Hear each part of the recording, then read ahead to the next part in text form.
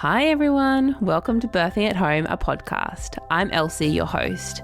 I'm a home birth mum of 2 little boys, I'm a mental health nurse, the co-creator of Homebirth Victoria, and I'm a Melbourne-based doula.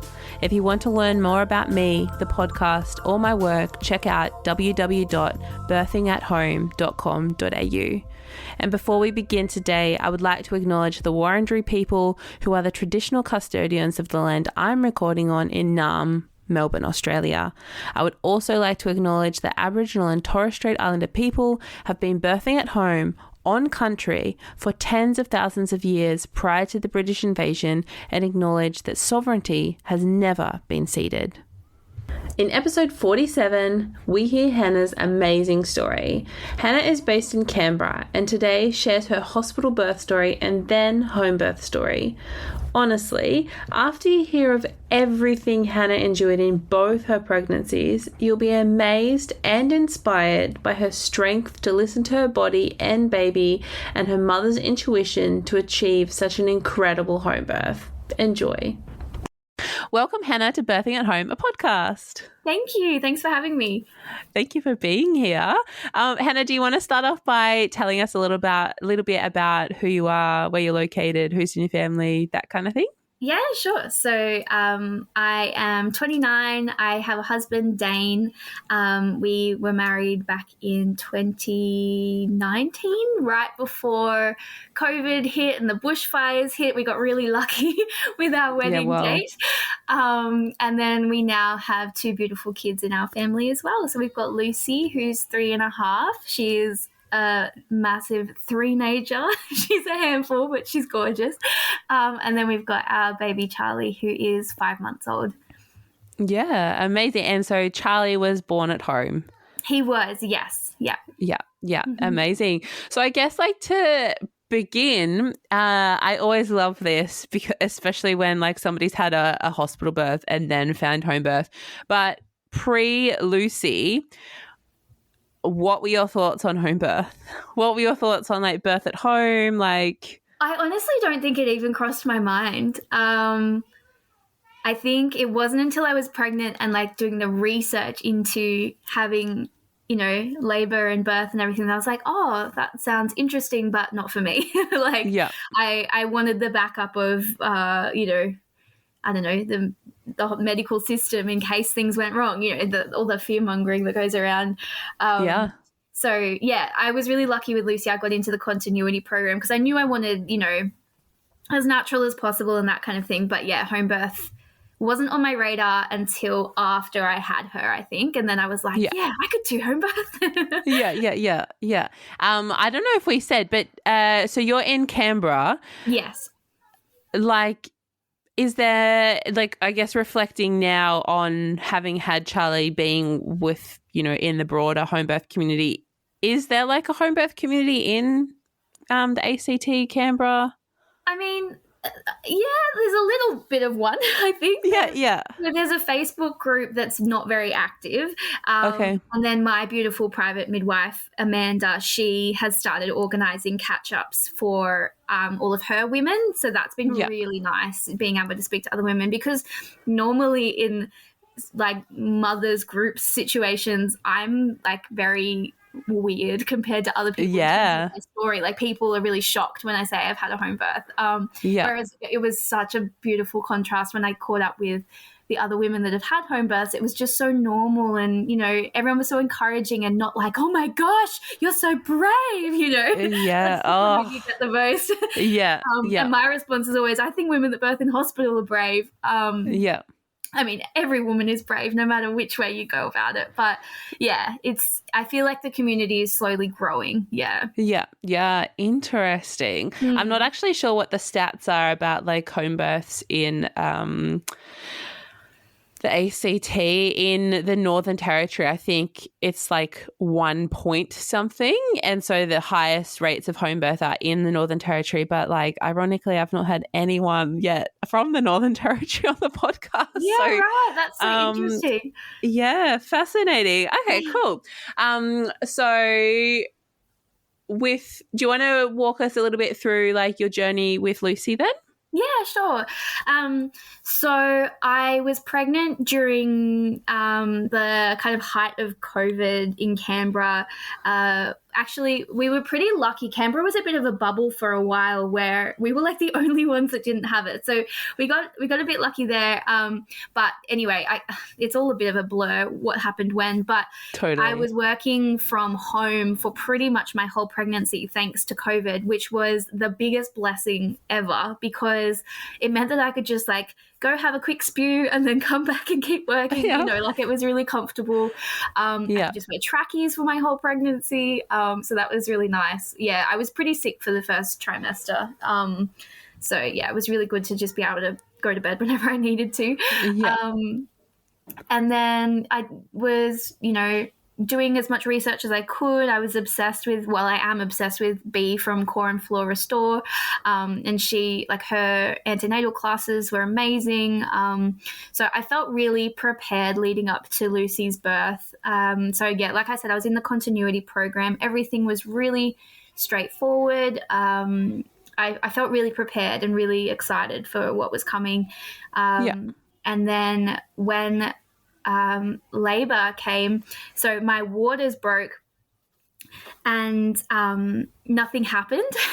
And in all my research, I don't know how I missed this piece of information, but I never knew that prolonged rupture of membranes was a thing. I thought I knew everything that I needed to know and I was ready to go. And then that happened and I was like, what's happening? Like I've never heard of this before, which is strange because the pregnancy with Charlie, everyone was talking about prolonged rupture of membranes. So I mean, it caught me by surprise with Frankie last year as well. Like, I think I would have known that it was a possibility, but when it happened to me, I was like, wait a second, I'm not up to date on like any of the information about this. Like this, I didn't think this could happen to me.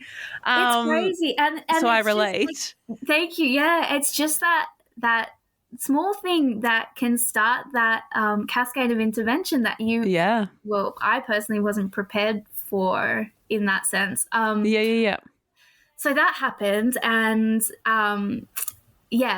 contractions didn't come on and the beautiful midwife that I had said, come into the hospital and we'll just have a check, have a chat to you, you know, no pressure. So we didn't bring our bags or anything. We just thought we'd pop in and then come home, you know. Pop out. And then how many weeks were you?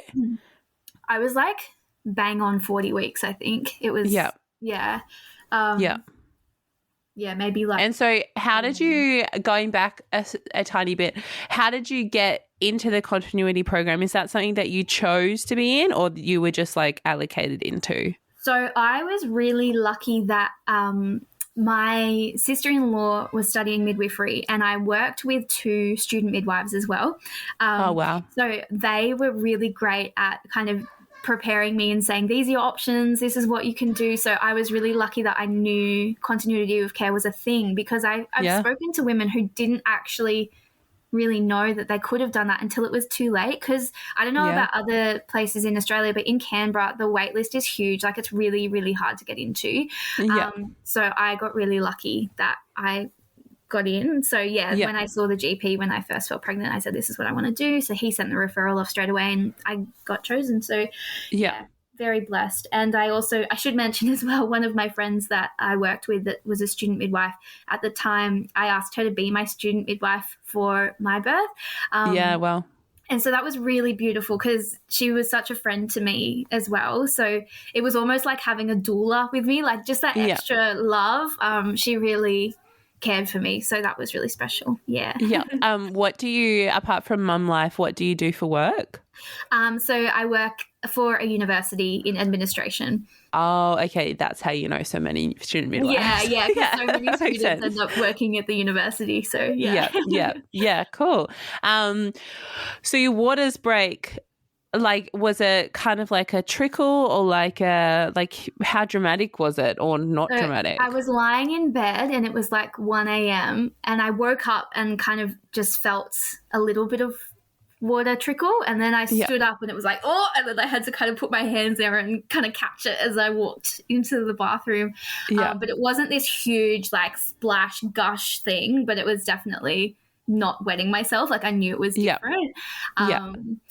And I remember like taking a photo to send my midwife of like the color of it and everything, and like it was all looking great. So at that point I wasn't stressed. It was like, okay, I'll do what they tell you to do and go back to bed and try and rest. Obviously I couldn't sleep because I was so excited. I don't know if any woman can go back to bed and go to sleep because it's so exciting. Yeah, well, you know that like something like generally, like something's gonna happen, like something is happening within your body, totally, like, and when there's, I mean, labor itself has like such an unknown, of course, but like when your waters break or start leaking and like labor actually doesn't start, it's kind of like, well, any moment now, like any second is going to be the contraction. It's the suspense. The suspense. Like, if you don't know what a contraction feels like and stuff, like you're really waiting and like feeling every niggle and like, oh, is that it? Is that it? And so at like 1 a.m.-ish that happens, and so do you call the hospital then, or you go back to sleep, or what did you do? No, so I lay in bed until my husband woke up for work because he's a tradie, so he gets up really early. So it was probably like 5 a.m.-ish when I said to him, you know, you're not going to work. And then I think I called my midwife maybe at like 7 or something, and things still hadn't happened. So that's when she said, come in, like have your brekkie and then come in and we'll have a chat. So that's what we did. We went in, had a chat with her, and then it suddenly turned into a doctor coming in and telling me that I needed to be induced and I needed to go on antibiotics straight away, and really like it was like a stressful, she came in with stress, like it wasn't this is normal, this happens to so many women, which I now, you know, in hindsight know it's totally okay. But I was being told it wasn't totally okay. My midwife was very great at saying everything's going to be all right. But this doctor, it was not a fun time. So I'm like bawling my eyes out thinking, I don't want this. Like, this isn't the birth that I wanted. Like, what the heck is happening? And then I'm very much into like, I need to make informed decisions. I can't just say yes or no. Like, I have to do the research. So I ended up saying, and I think with my midwife's kind of push to be like, you can do this, saying, I need to go home and think about it. Like, I can't make a decision right now. You can't keep me here. Because it was like they were saying, you need to stay in here. Like I was being made to feel like I wasn't allowed to leave the hospital, which was insane. Anyway, and then I went home and like through my tears, I'm on my laptop, you know, trying to read what to do. And then I read the stats about how many women this happens to and how most women go into labor naturally within 24 to 48 hours. And, you know, you just got to be a bit careful with what you're doing to avoid infection. And it was just like, oh, for goodness sake, why is my labor starting out in such a stressful way when it could be treated so differently? So that was frustrating. So what did you do? Well, I ended up agreeing to oral antibiotics just to kind of get the doctor off my back. And I think I ended up only taking like one of the tablets when I was meant to take a lot more than that. Like it was really just so I could leave. So we went back in, got the antibiotics, and then came back home. And then we just did all the natural stuff that we could do. I was going for walks, and I remember my husband was like pushing on parts of my ankles and, you know, like all the things that they tell you to try. And then, labor did come on naturally. Wow. I think it was like 11 p.m. that night. So it was nearly 24 hours. So thank God, like, I think my labor and birth story would be very different if I had listened. Oh my gosh. But like, wow, like that's awesome. Like that you shouldn't have to, but like to advocate for yourself and like, and I just find it so infuriating that the doctor also could have empowered, like given you that knowledge to make your own, you know, informed decision. Like that's their job. That's literally their job. You shouldn't have to go home and Dr. Google yourself to like figure out what the pro cons risks, like what the unbiased information is. But that's fantastic, Hannah. Oh my goodness. Because it totally could have gone. So I mean, it does happen like that for so many women. It's my heart. And it's funny, like, you know, I can say like, yeah, go me for, you know, listening to my intuition and being empowered. But I was like shaking and I was crying. And, you know, like it As you wasn't would this be. like, I'm so strong and I can do this. It was like oh my gosh, like what do I do? Yeah. You know, it's Yeah. so hard. It's so hard to say no. Yeah. Yeah. So, and I guess that kind of prepared me for my second pregnancy, which I'll get into later. But Yeah. anyway. Yeah. So what was it like with Lucy then? So you go into labor at like 11 p.m. yeah. Yeah. And, you know, first time mum, it's so hard. They say, like, you'll know when it's time to come in. I don't know about other women, but, like, I did not know when it was time to come in. I think it was, like, maybe 3 or 4 a.m. when it was like, okay, let's go into the hospital because this is hard and I don't know. I didn't want the baby to just kind of fall out and be like, oh, well, Yeah. Yeah. missed the boat, you know. Yeah. So funny saying that because babies, well, typically do not just fall out. That would be nice. And I remember like we're maybe a 10-minute drive from the hospital, but having a contraction in the car is something else. Holy moly. Like being forced to sit in a position that you don't want to be in. And, that's rough. Yeah. So, yeah, we went into the hospital and my contractions kind of slowed down, which they typically do.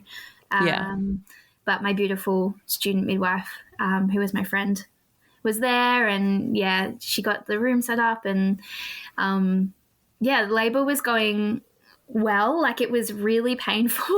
I was having a lot of back labour and it's all a bit of a blur now, but a doctor, I think, or a midwife came in and eventually did like an ultrasound to see what was going on.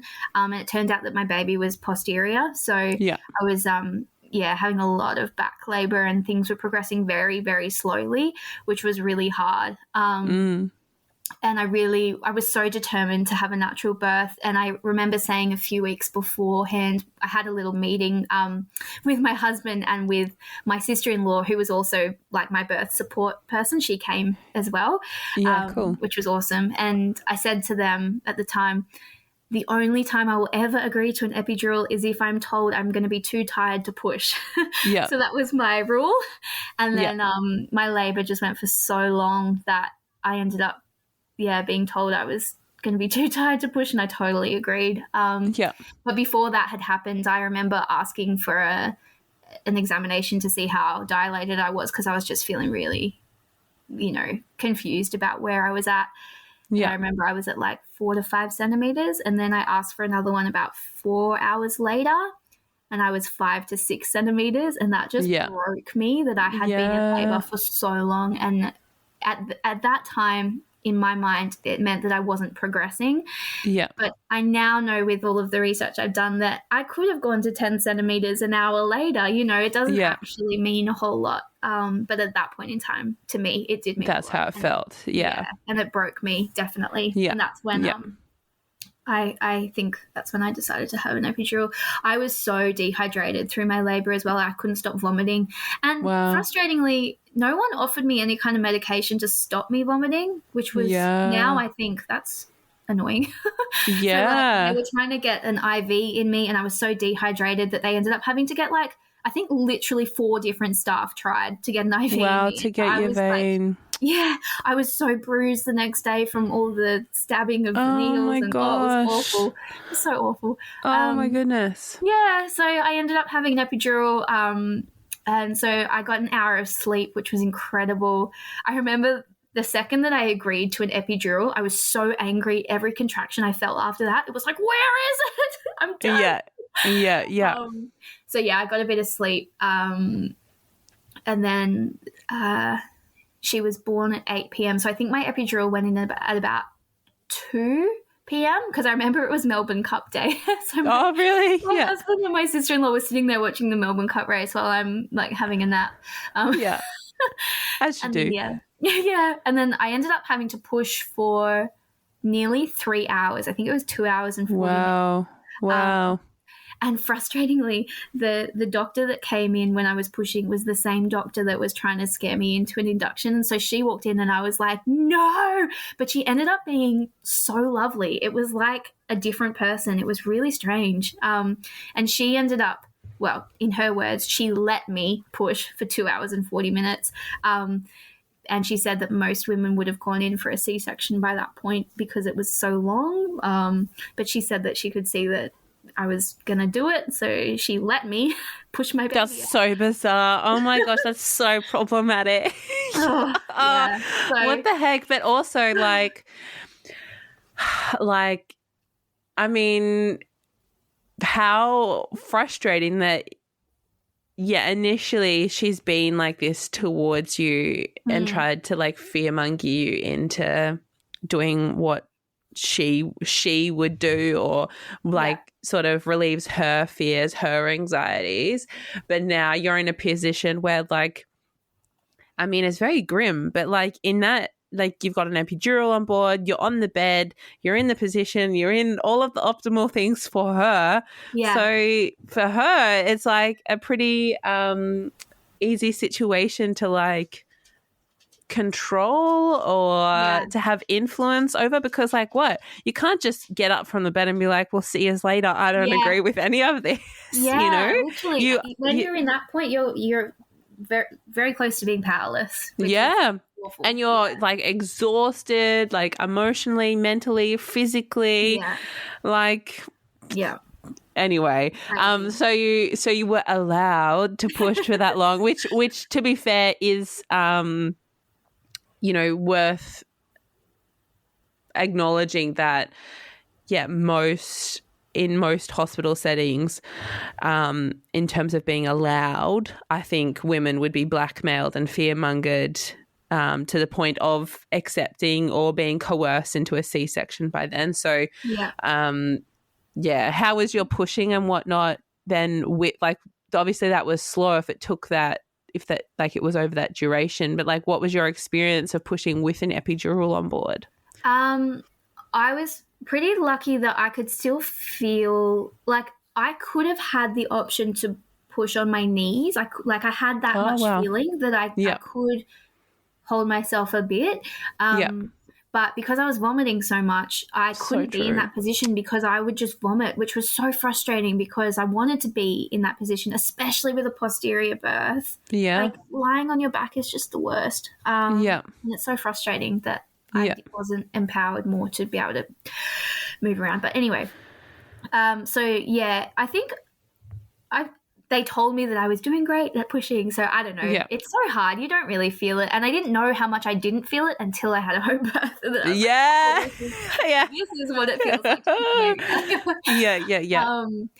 But I ended up needing an episiotomy, and she had the Kiwi cup to get her out. But, I was happy to agree to that. If it was either that or a C-section, I'm going to agree to that. And luckily my recovery was fine with that. But pushing, it actually went really fast. Like, when they told me how long I pushed for, I couldn't believe it. So I had my beautiful sister-in-law there and my beautiful student midwife, and they were like one leg each. And every push, I swear, in my mind, every single push, they would encourage me, and all I was listening to were their words. Like, it was amazing how much of a difference it can make when you've got people there saying you can do it. Like, because it drowns out your own internal dialogue of, I can't do this, So I was really lucky to have them. That's actually a really awesome way to put it.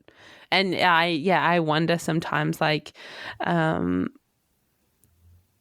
in such a setting where you might not have, like, midwives there most of the time, and then you also don't have, like, other supports, like, how difficult that must be to be in your own internal, not hell, because it's not hell, but like that crisis of confidence situation, and not have anyone else to sort of challenge that. Like, that's a really beautiful way to put it. Thank you. And your third stage, was that then actively managed? Yes. Yeah. Yeah. I honestly that's what I was gonna. That's what I was going to ask, actually. In terms, and I mean, it's okay if you don't remember. I'm just curious. Do you remember, like, how the epidural, the episiotomy was presented to you? I don't think it was an option. I think it was we're going to do this to get them out because it's been so long and they're starting to look distressed on the CTG. Yeah. Interesting. Yeah. Honestly, I wouldn't have said no at that point. Like it was get this baby out of me. Yeah. But yeah, like I don't feel trauma around. Yeah, no. I'm glad. Yeah. I'm glad. I'm just curious. Yeah. Because it's like quite a significant thing, of course. And going into your pregnancy with Charlie, did you have like any fears about like the episiotomy? No. Yeah, not cool. about the episiotomy. I was a little bit nervous before I did the research into it about whether I would tear because I'd had an episiotomy, but I found out that that's very unlikely, like that it would cause a tear. So, no, I wasn't worried. I think because Lucy was 2.5-ish when I fell pregnant, so I feel like my body had a fair amount of time to recover as well, which was really good. Yeah, your body's pretty clever. Yes. And so you've had this experience which, like, you know, had some negative things sort of floating about it, but like, what prompted you to then look into home birth? That's a really great question, and I don't think I even really know the answer to it. I think the main thing was the postpartum side of it. Oh, wow, yeah. Because after Lucy was born, I have this really clear image in my mind of my first shower, and it looked like a horror movie. Like there was blood everywhere, and it wasn't my shower, and you know I was still hooked up to an IV, and it was just the most unpleasant. You know, I feel like all the podcasts I listened to, everyone said your first shower is your most incredible shower that you'll ever have of your life. It was awful. It was so bad. And so that was not pleasant. And then we had to go in a shared room. Like I had pictured going through the continuity program, I was going to have this beautiful big room with the double bed and it was going to be heaven.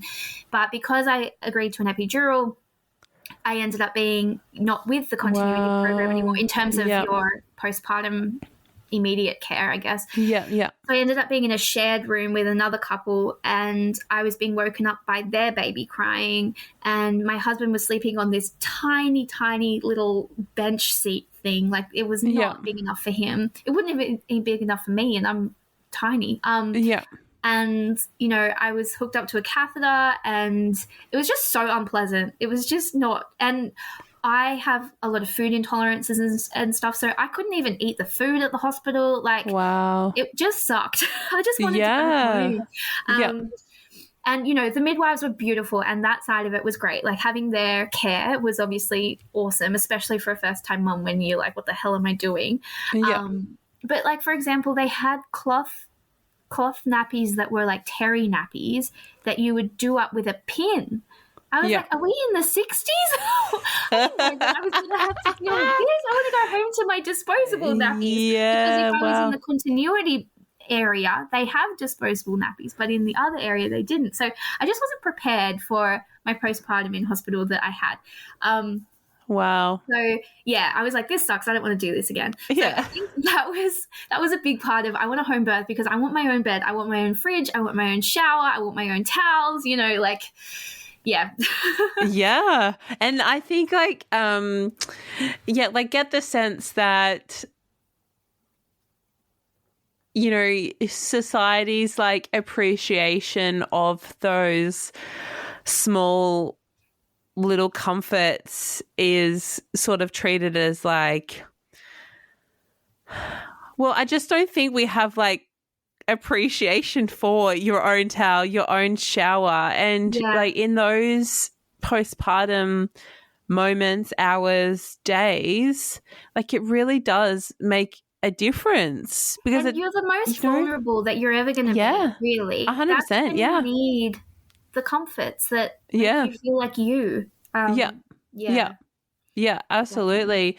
And the food intolerances, like, and oh my gosh, there's so many problems, like, it's so problematic. Like the fact that, you know, because you had that epidural, like the cascade that it, you know, because they talk about the cascade of intervention and whatnot.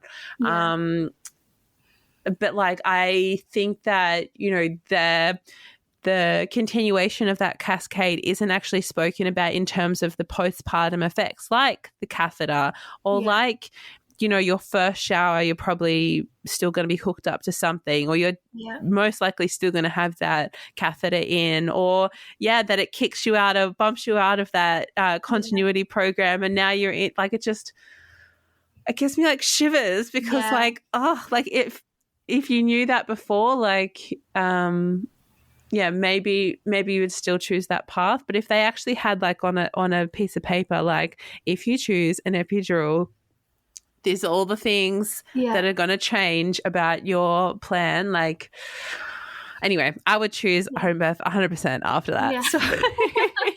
Yeah. So how was so did you decide before you were pregnant with Charlie that home birth was going to be your pathway, or was it only after you were pregnant? I think I was definitely leaning towards home birth before I fell pregnant, and my husband's so lovely. He's just like, whatever you want to do, we'll do that. You know, he doesn't care. Whatever makes me happy. We'll go with that. Beautiful. So it wasn't until I was pregnant that I started looking into like the costs and, you know, whether I was eligible for the public home birth system or not. So there is a publicly funded home birth program in Canberra? There is. It's quite a small catchment area. Okay. And I'm not in that area. Sure. And I think there were maybe a few other reasons why I wasn't eligible, like maybe because of my prolonged rupture of membranes, or there was something, I don't know. Yeah. Did you what was your blood loss like with Lucy? Do you remember? I don't remember. Normal? Yeah, like, no, because that's one of the very easy, like, dismissed criteria for it as well. Yeah. But So, we looked into private midwifery and, found Amanda, who was my private midwife, and she was absolutely amazing. She is amazing. So honestly, it was a tough financial decision for us to make, but I just knew in my heart that it was something that I really wanted to do. And Charlie, we planned for Charlie to be our last kid as well. So I just wanted to kind of end it with a bang, you know, like do it the way I want to do it. We chose Amanda, which was awesome. No looking back after that, really. Yeah, wow. Are there many private practicing midwives in Canberra? I only looked into maybe 3 of them. I don't know, like what's a lot and what's not, but I think. But there's a couple. Yeah, that's cool. It's definitely, if you want to have a home birth in Canberra, there's definitely enough. You can. To facilitate that, I think. Yeah. Just pausing here to thank the July sponsor, Bimpy and Roy. They describe their products as versatile intimates that adapt to your everyday, but they are also the unofficial outfit of labour and birth for women across Australia. Was anyone else counting their appearance in the Born at Home film? In my first labour and birth, I unexpectedly found myself completely naked, which is fine, but when planning my labour and birth for Frankie, I knew Bimby and Roy would be my outfit. They are perfect for the sweat and water that labour so often involves, and because of their ability to dry quickly, you can wear them comfortably no matter where you are labouring. You can check out all of their beautiful designs yourself at bimpyandroy.com.au. Enjoy! Do you want to walk us through your pregnancy with Charlie then? Sure. So, we fell pregnant like the first month that we tried, which was actually, we I think the same happened with Lucy. Maybe it was 2 months for Lucy, but it was a bit like even when I was pregnant, I was like, I don't know if I'm ready for this. I was very much worried about how we'd cope with 2 kids just because Lucy was such a bad sleeper from day one. And I still kind of felt like I had a newborn in terms of sleep, like just waking up so much, and I was like, I just don't think I can do this with 2 kids. But we decided, you know, it's now or never. So I fell pregnant, and I am very much I need to be in control kind of person, and I'm a Christian, and I was driving home from a Bible study one evening, and I really felt like I was being told to not find out the gender of the baby, which is something that I would never have decided for myself. Wow, I really felt led to not find out the gender. Yeah. So I went home to my husband and I was like, so this just happened, and you know, what do you think? And he was like, oh yeah, whatever you want, like whatever makes you happy. I was like, oh, fine. That's awesome. Yeah. But also, now that's in my court. It's fully in my court.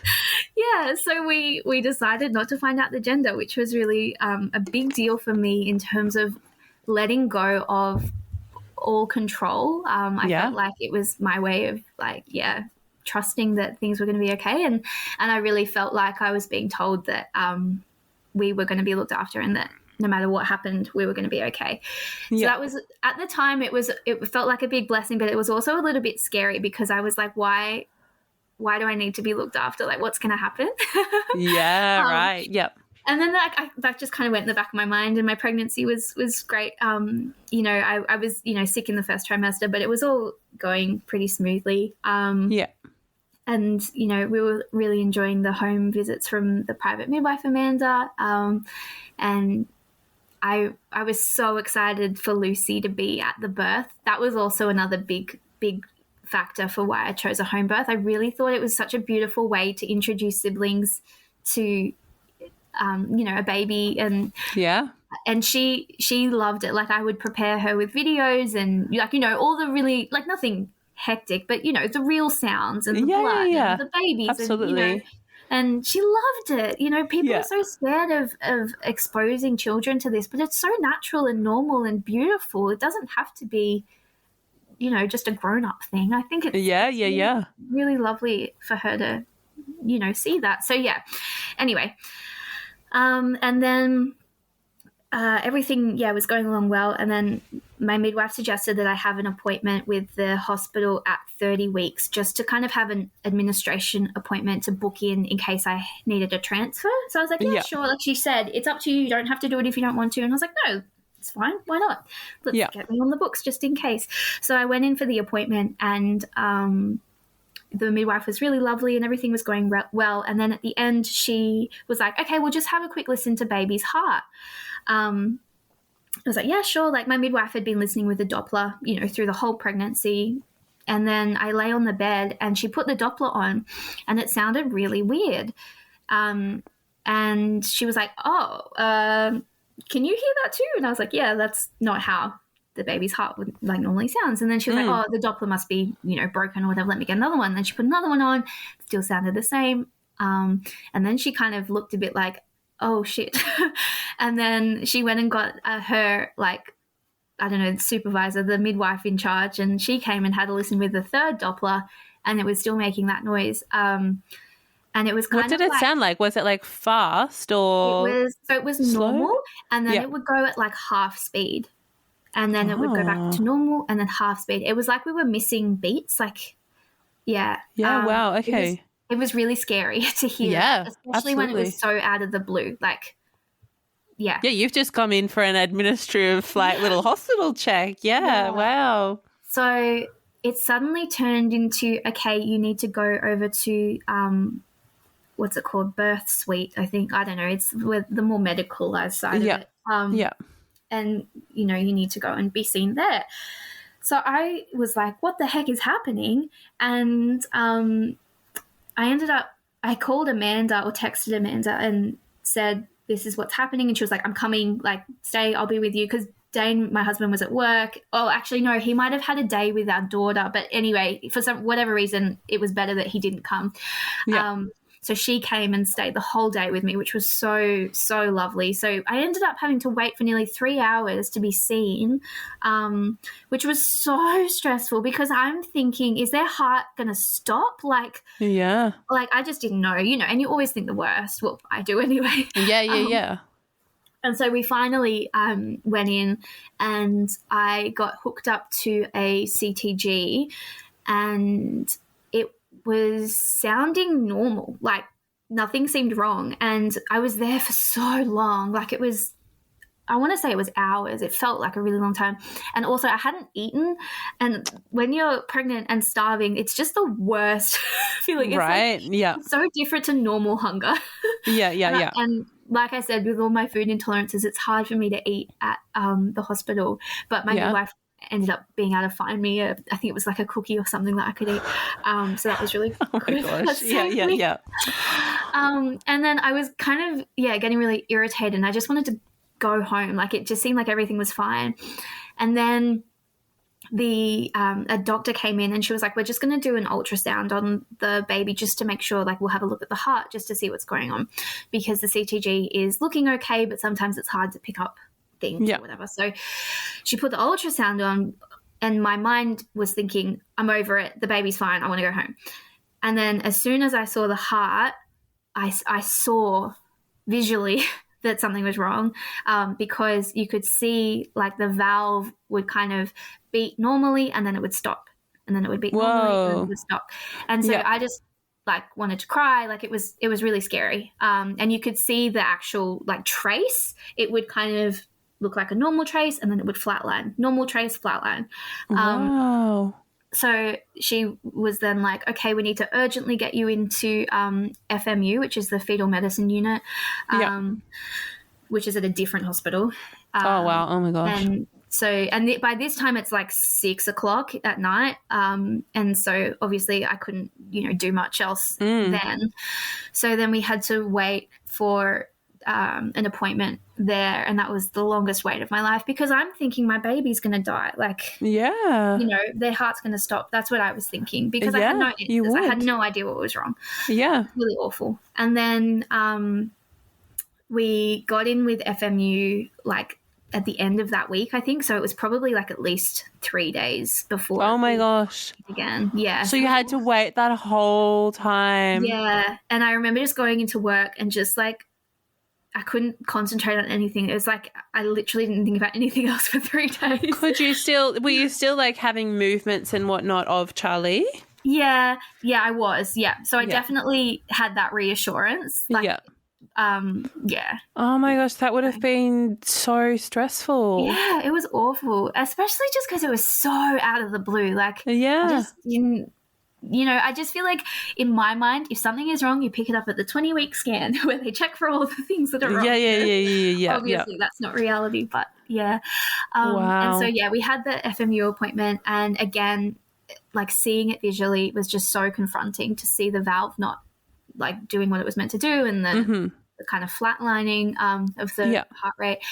And the doctor was too busy to speak to us, so we had to go home and wait for a phone call to actually find out what was going on. So we had the actual ultrasound, and the lady that did the ultrasound was so beautiful, so lovely, but she said, and she shouldn't have said this, she said, just be prepared that you're probably going to have to go up to Sydney for an urgent cardiac appointment. Like, she really hyped it up to be, this is really bad.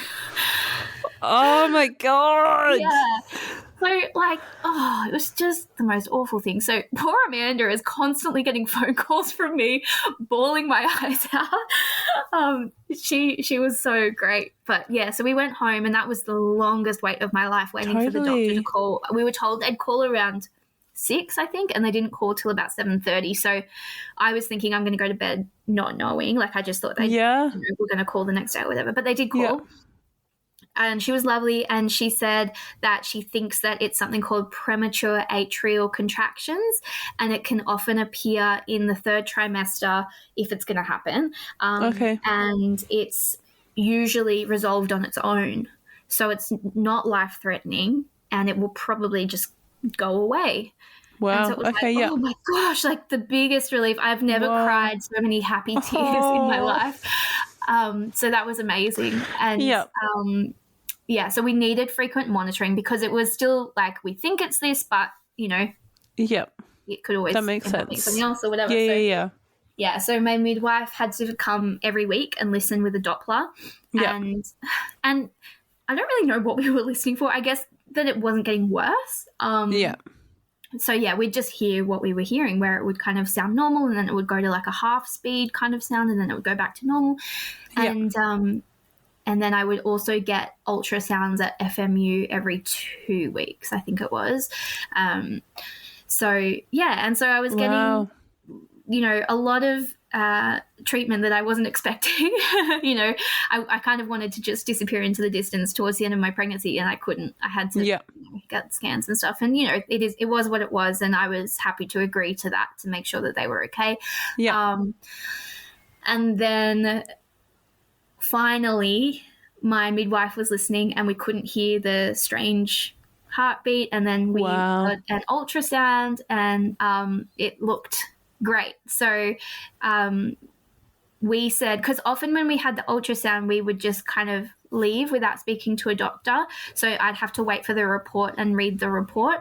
And so after the ultrasound where it sounded good, we were so excited, like we were ready to celebrate. And then I said, I want to speak to a doctor. Like I want to hear that we've got the okay and that we can kind of put this behind us. So they were like, yeah, sure, you can wait, but it's going to be a big wait. So I was like, that's fine. I'm happy to wait.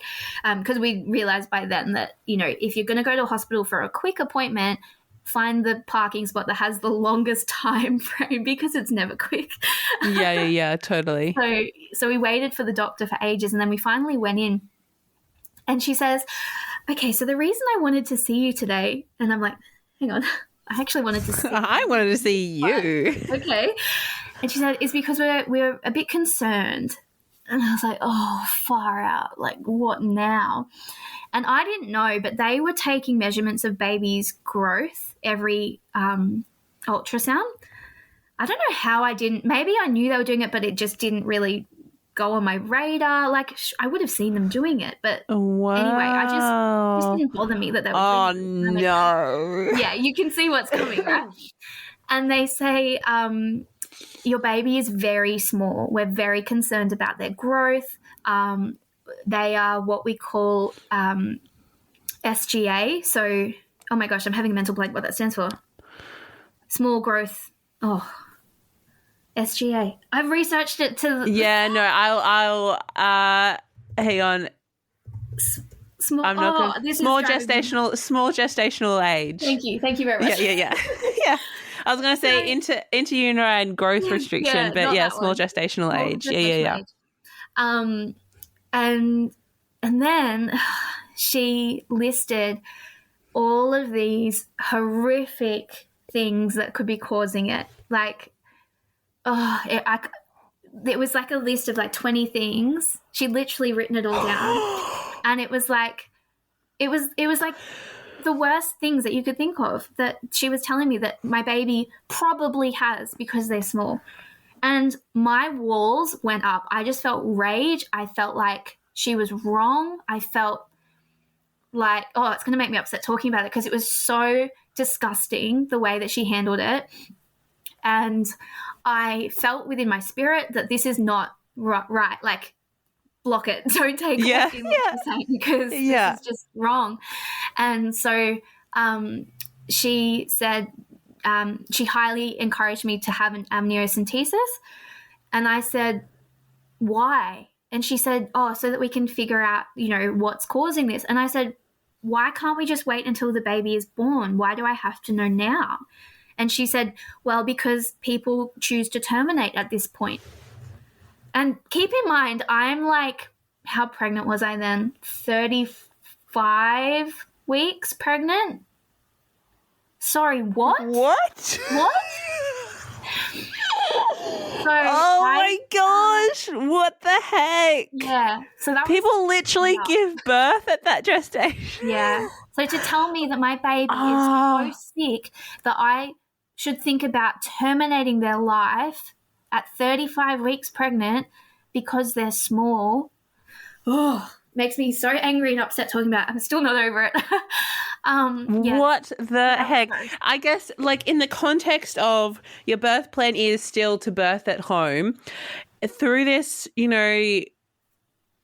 madness, did you start to have doubts at all about home birth, or did other people who picked up on, all of these medical professionals that you've now got intruding for good or for better or for worse into your care, did they question your birth plan to birth at home? Or yeah, big time. From the second the heart thing was picked up, I was being told don't have a home birth, and my beautiful midwife said, I'm going to support you no matter what you decide. At this point, I'm comfortable in supporting you with a home birth. Yeah.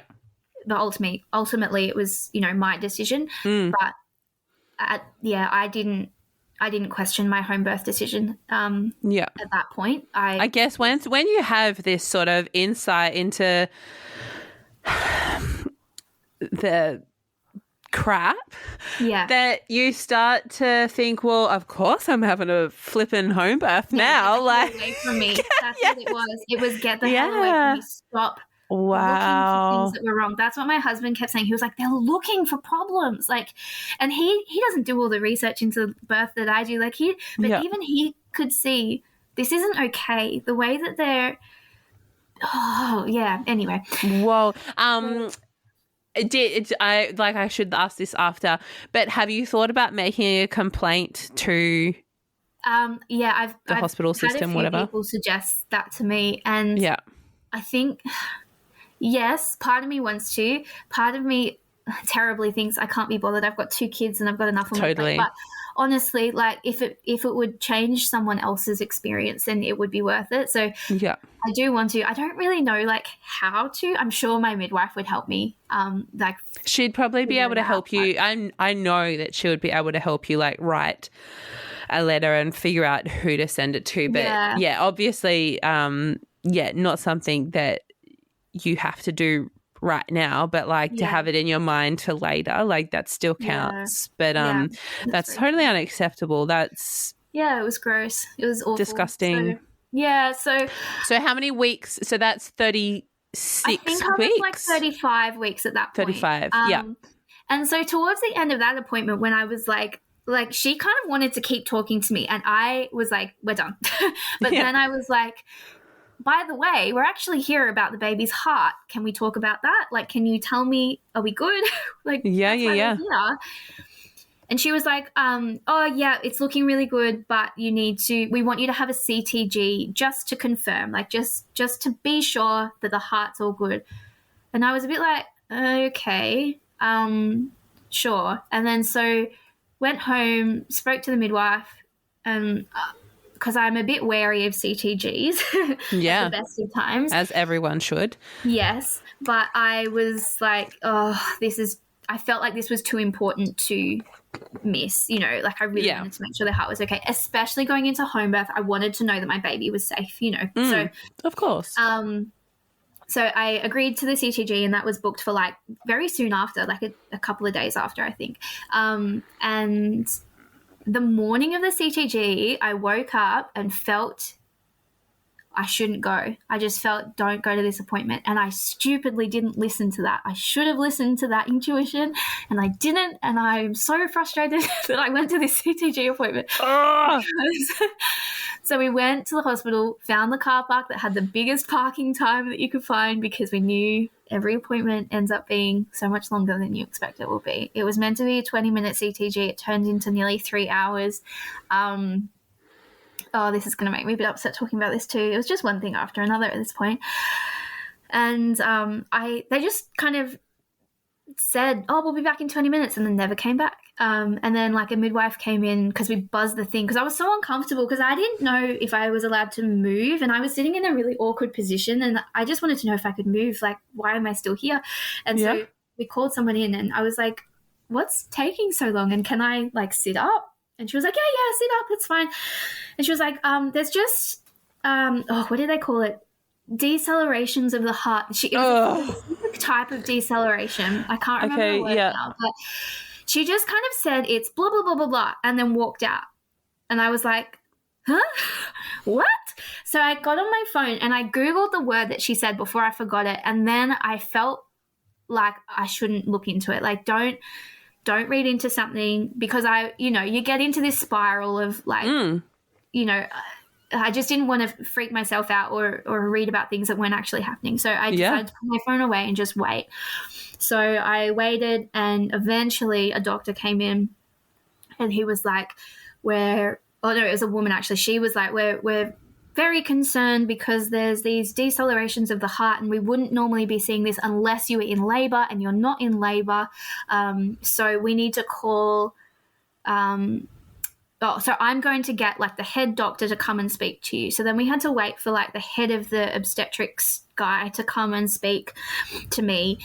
And he was like, this is very worrying, this isn't something that we'd want to see. And again, I just felt in my heart, this isn't okay. Like, it's really hard to describe, because I feel like for someone that hasn't been through this, it might sound like I'm being a bit careless with my baby and my care, but like it's really hard to explain how strongly, like how convicted I felt to say no. And so anyway, this doctor said he wanted to speak to FMU, the fetal medicine unit at the other hospital, and get their opinion. So he spoke to them, and they didn't have the room for me to go and see them for extra scans or whatever. Thank God they didn't have the room for me.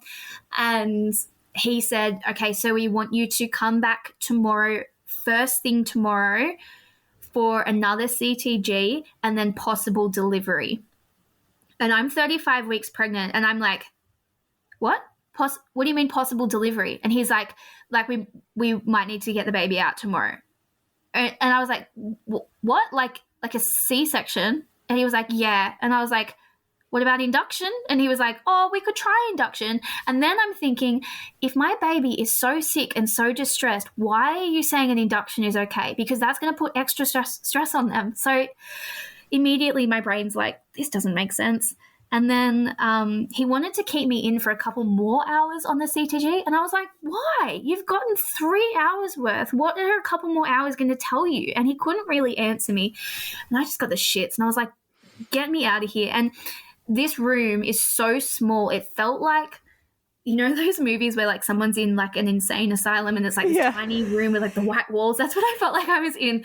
And I was hooked up to this machine and I was uncomfortable, and I just kind of I felt like I was going to have a panic attack, and I haven't had a panic attack in a very long time, but I just felt like, get me out of here. So I literally started taking the machine off, because they were like, no, stay. And I was like, nope, like get it off me. I'm done. And so this beautiful student midwife ran in and she helped me get it off. And then the doctors left because, I was, being irritating for them or something. Oh, gosh. What the heck? I was like, I don't want another CTG. I don't want any of this. And I was obviously worried. I was worried for my baby, but far out, like just the extremes that they go to of like, this is life or death. Everything is life or death. And then a midwife came in and she was like, look, how about we book the CTG in for tomorrow? You don't have to turn up if you don't want to, but that way you can go home, you can think about what you want to do, and then the option is there if you do decide to come in. And I was like, okay, yeah, that makes sense. Let's do that. So I booked it in for like 7 a.m. and then got home and spoke to my midwife, and I actually was a little bit sneaky and got a printout of the CTG, which I later found out you're not meant to do. You're not meant to take it home. I didn't know I was doing something wrong. But so I had this huge... But it's your information, so like take what you want. Yeah. Yeah. So I took it with me, this huge 3 hour That's long brilliant. And we I laid love it that. out on my lounge room floor, and my midwife looked at it, and I hope it's okay for me to say this, that she did this, but she took photos of it and she sent it to colleagues of hers to get lots of opinions. So it wasn't just us making this call. She was speaking to really midwives about this. Totally. And, Yeah. And everyone that she spoke to said, what are they worried about? Like, yes, there are some slight decelerations. And then we did some more research into what the safe range of decelerations are. And most of these decelerations stayed within that safe range anyway. So to say that my baby needed to be delivered the next day just seemed so extreme, like so crazy. So instead of going to the CTG appointment the next day, I went to Wollongong. I escaped Canberra. I disappeared. I ran away. My mum and I went for a trip, so I left my husband and my daughter at home. I was like, I need to get away. I've got to get out of this place. Yeah, because also I haven't mentioned, but like I've been researching the hell out of everything that I've been told, since that heart appointment. I was hardly sleeping. I was up at 2 a.m. reading research papers. Like because that's how I feel like I'm in control. If I read information, then I feel like that's how I can control the situation. So I'm so stressed and exhausted by this point. Totally. So yeah, we ran away to Wollongong because I have family up there. And that was really good, but I was I was kind of too far gone when it came to my stress. And Charlie would have days where he would be active and days where he wouldn't, and that was normal for him. Yeah. But he was having a non-active day when we were in Wollongong, and so I'm thinking my baby's going to die. Like I'm too stubborn. That's what I was thinking. I'm being too stubborn. I need to just go and, you know, do what's best for him and stop being so stubborn, you know. And, you know, that was a little bit of a crisis of confidence, I guess, but pregnancy-wise. Yeah. And, you know, now I look back and I think I wasn't being too stubborn. I was doing exactly what I needed to do for myself. Yeah. But yeah, I was pretty upset. And so we ended up leaving like very early on the Sunday morning and coming back to Canberra. And I went in for a CTG. But because it was a Sunday, it was really quiet in the hospital, and it was mainly just like, it was just a few midwives, and it was really beautiful. Like it didn't feel stressful like it did every other appointment. So I got hooked up. I was only hooked up for 20 minutes. The CTG looked perfect, and I got to go home and everything was okay. And I should also mention, for the first CTG that I had where it was the decelerations, someone, I think it was my midwife, suggested that it could just be that the umbilical cord is wrapped around like their shoulder or something. And so when they kind of squeeze their shoulder up to their head, up to their neck, it just kind of puts that pressure on the heart to cause a bit of a deceleration. Yeah, okay. So there were actually really safe reasons why that could have been happening too. Like there were, Hannah messaged me later to add that Charlie's cord was wrapped around his shoulder, just like the midwife's guessed, which may explain the decel she spoke about with that CTG. So wow.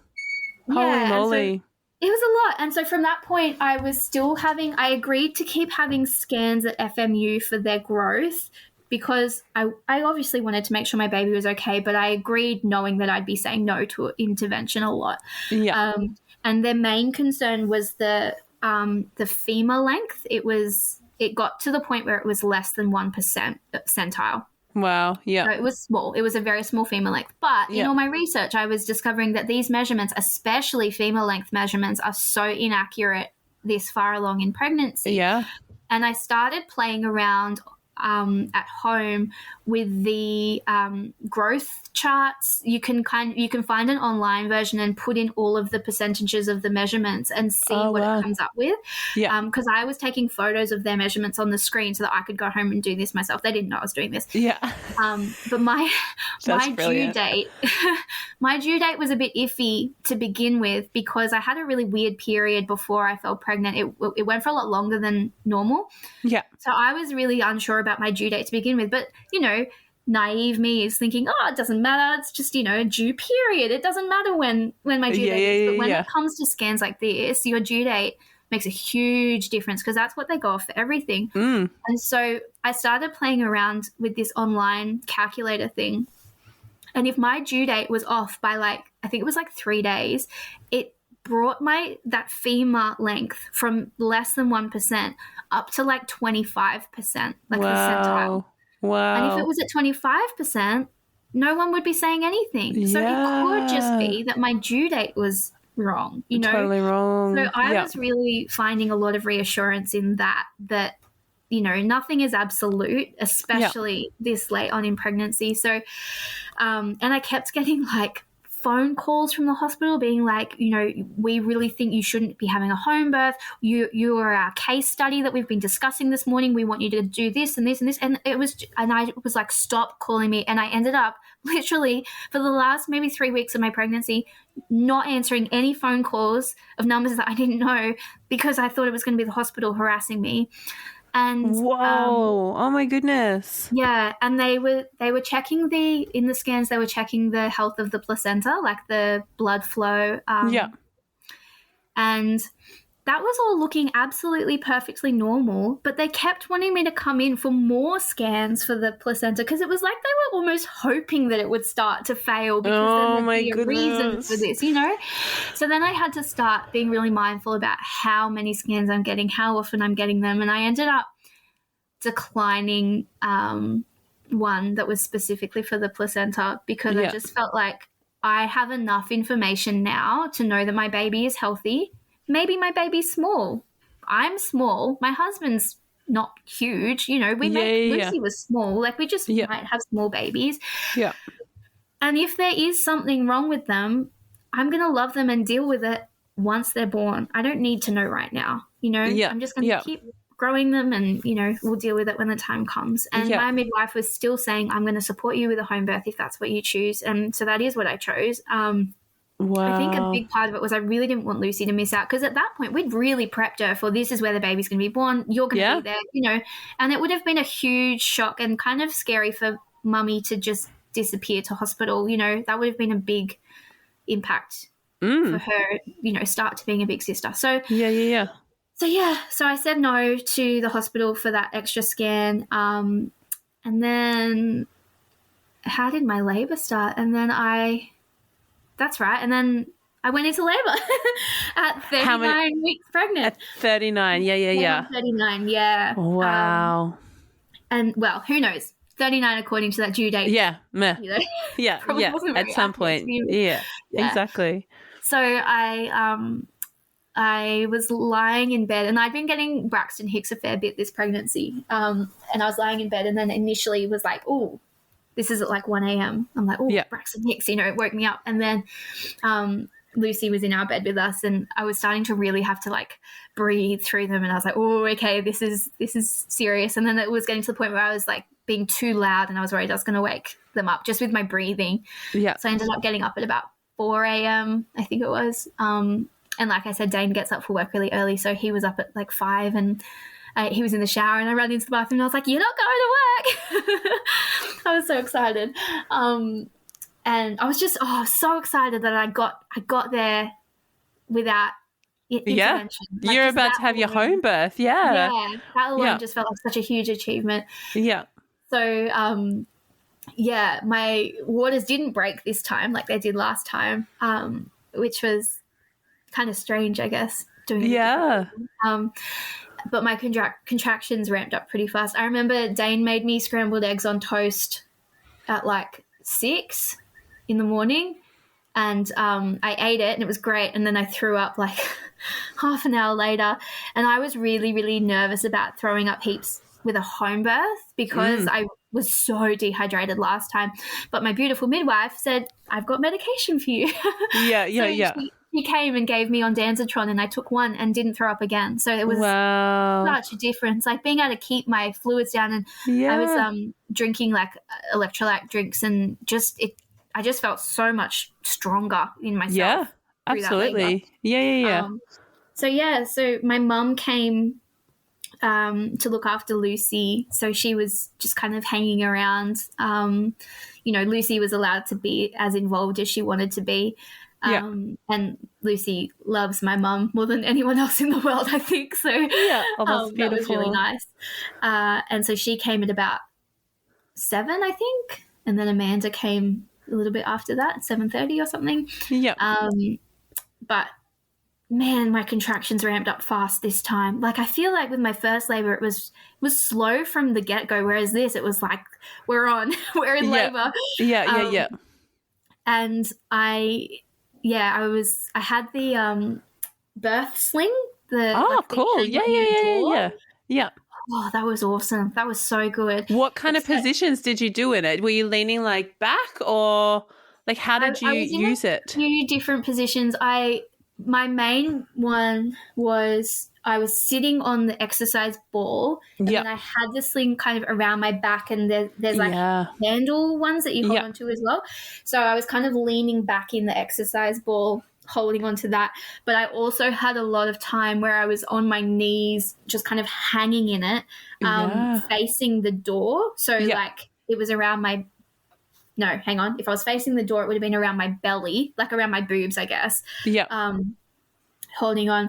But I had this huge bruise on my forehead the next day because I didn't realize I was just like slamming my head into the door. These things in labor, and then the next day you're like, why am I so there? Because the birth sling's quite cool. I got to like play around with one recently because I always thought, you have to attach it to your ceiling somehow, but it sounds like you also had it connected just like with it's like a block kind of thing in between the door and the door frame, right? Yeah. It's that's so genius. Easy. Yeah. Anyone can use it. It's awesome. So that was really good having that. But I didn't realize until I was in labor that I actually had a lot of unresolved trauma around the length of my first labor. So I was freaking out that my labor was taking too long and that it was going to go on for days like Lucy's did. And so that sucked because I stupidly put in my head 10:30 a.m. is when they're going to be born.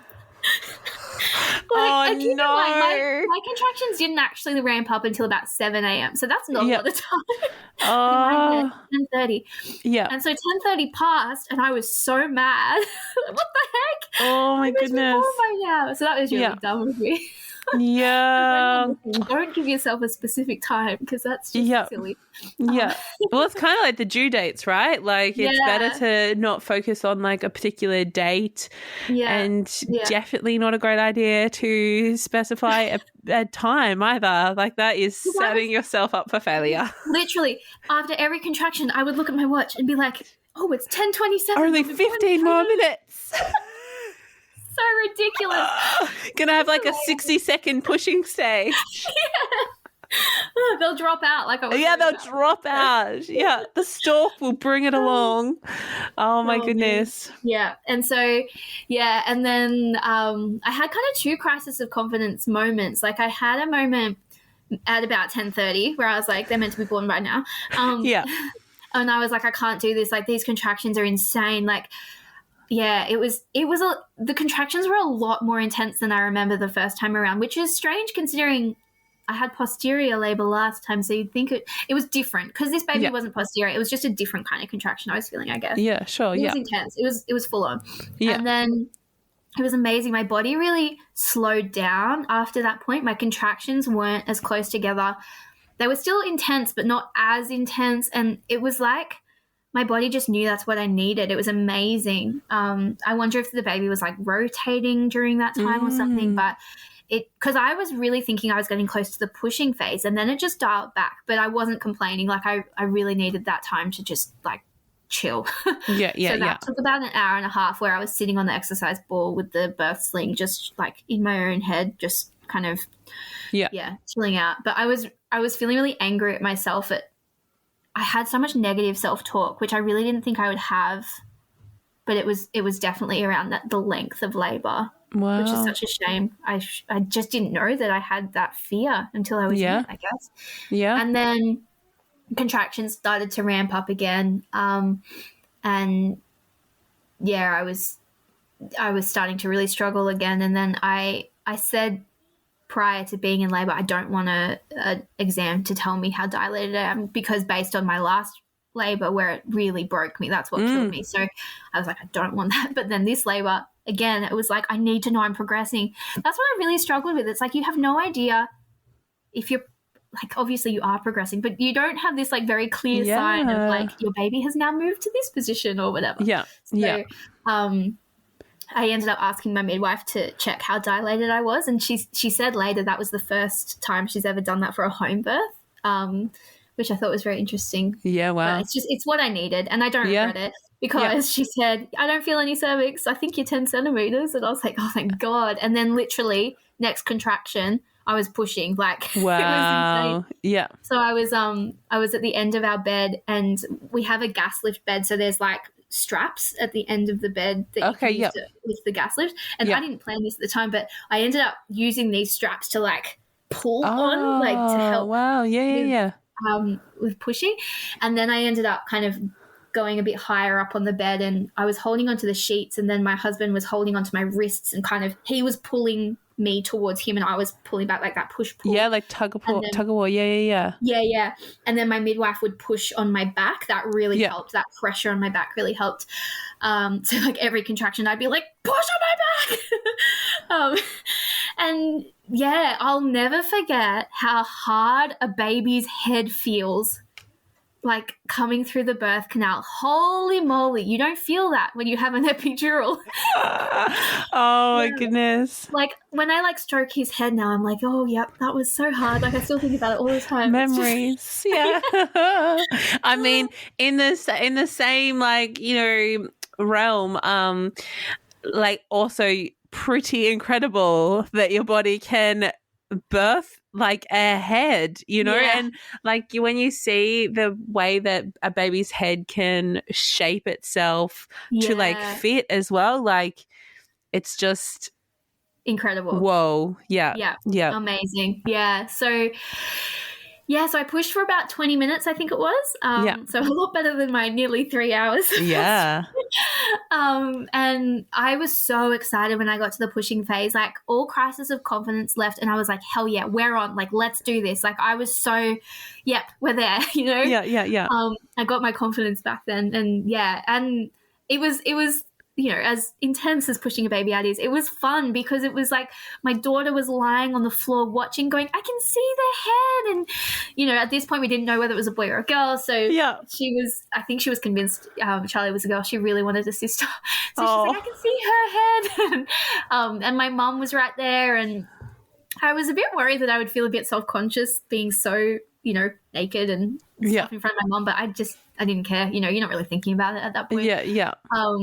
And it was just such a beautiful moment for our family to experience that. Wow. And then he was born and I grabbed him, like my midwife caught him and I grabbed him and I had my hand in between his legs. So I was the first one to know that he was a boy because I could feel it.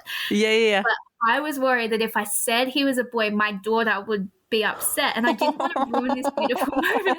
So I'm looking at my husband and trying to like communicate telepathically that it's a boy.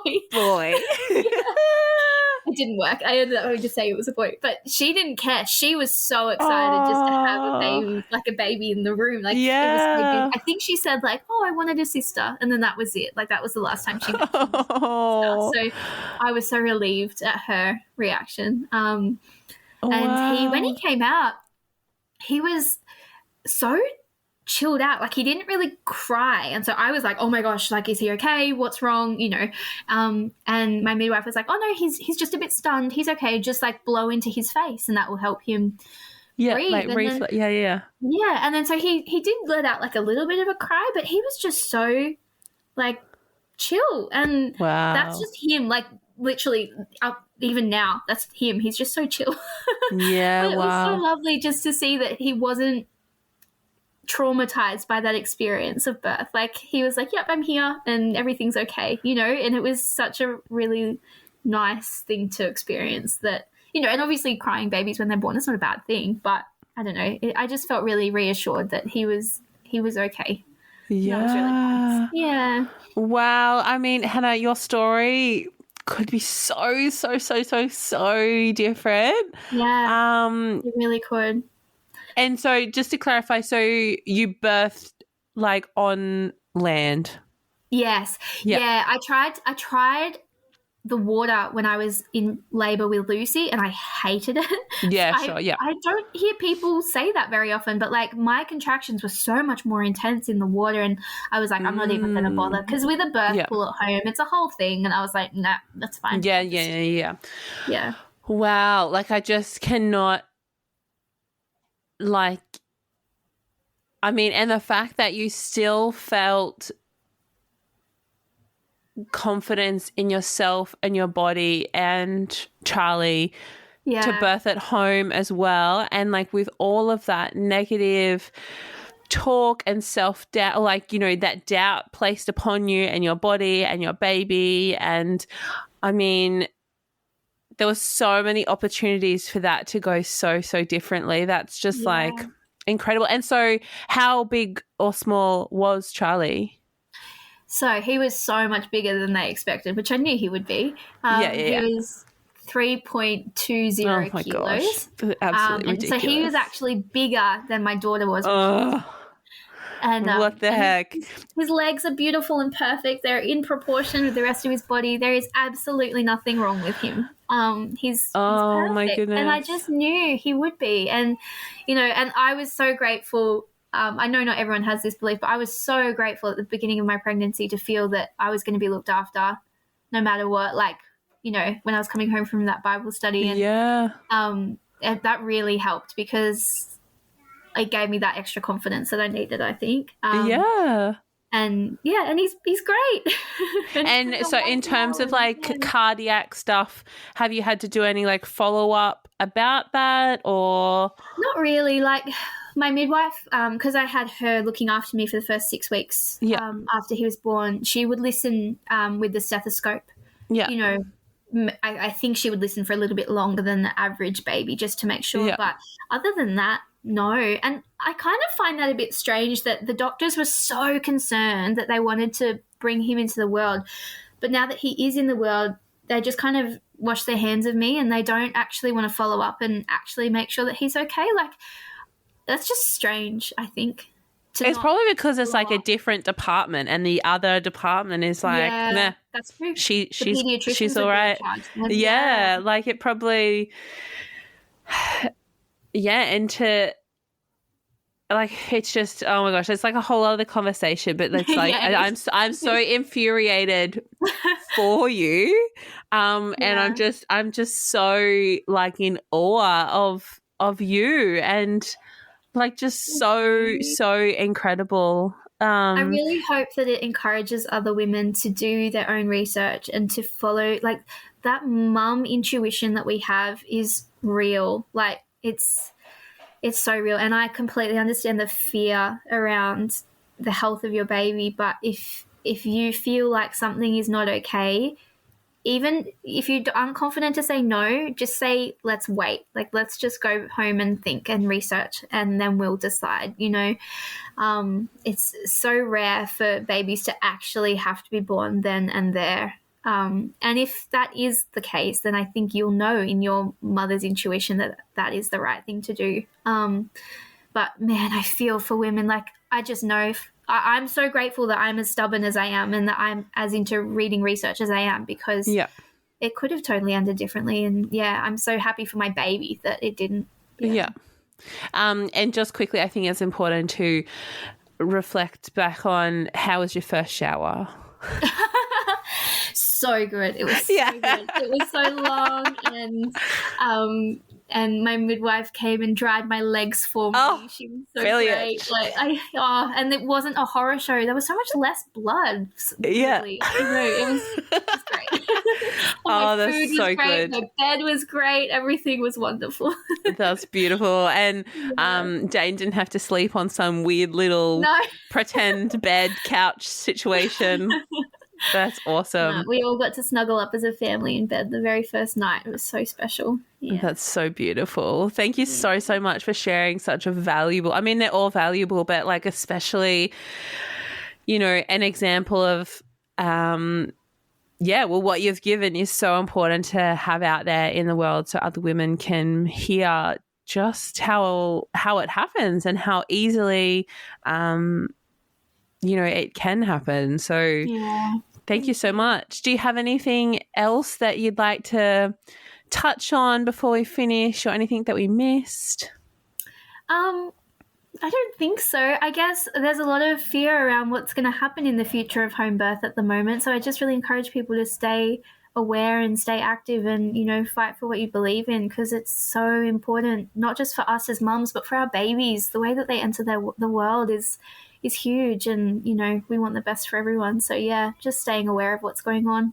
Yeah, I think it's absolutely. a really important thing. Yeah. Yeah. And, if you're listening and you're not already following Homebirth Australia on Instagram or Facebook or with their newsletter, definitely do all of that because, we're not going away without a fight. So, thank you so much, Hannah. Thank you, Elsie.